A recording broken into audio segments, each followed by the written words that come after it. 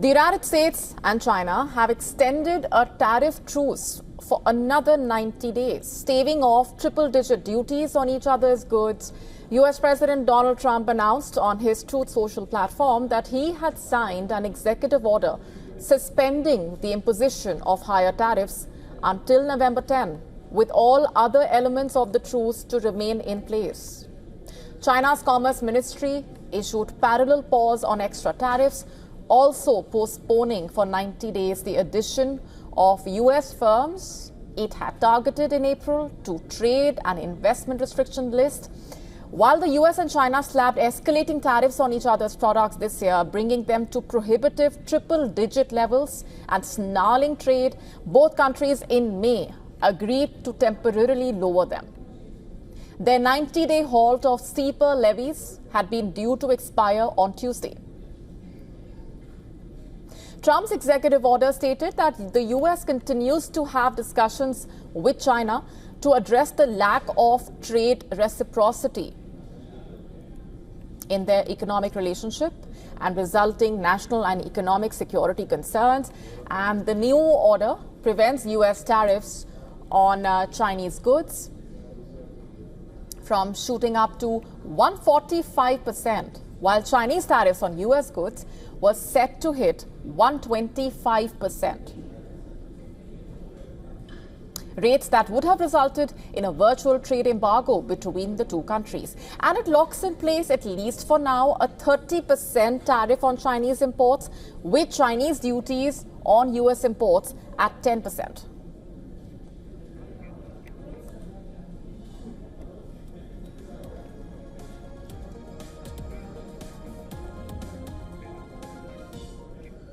And for more on these developments, with us on the broadcast is former German ambassador, Dr. Volker Stanzel. Thanks very much for being here on the broadcast. I have to begin by asking you, of course, there's a lot to unpack here as far as Trump's tariff moves are concerned. But what do you see happening between the two sides right now? Yes, well, I think most important is that both sides win some time. For both sides, the economic relationship has not been developing so nicely. I think U.S. imports from China have been cut by half. So both economies cannot deal with the situation for much longer. So to win some time, to negotiate in more detail, something that Trump is not basically inclined to like very much or to do, but to leave it to the experts makes sense.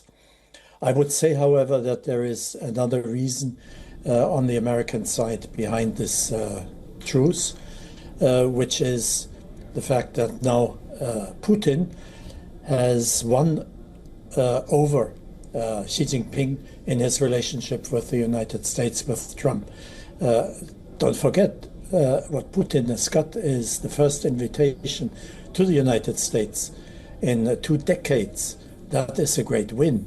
While at the same time, between China and the United States, things are moving forward only very, very slowly and are far away from an improvement. So I think what we need to look at is the situation between the 3 countries and what it means that Putin is now going to Alaska to meet President Trump.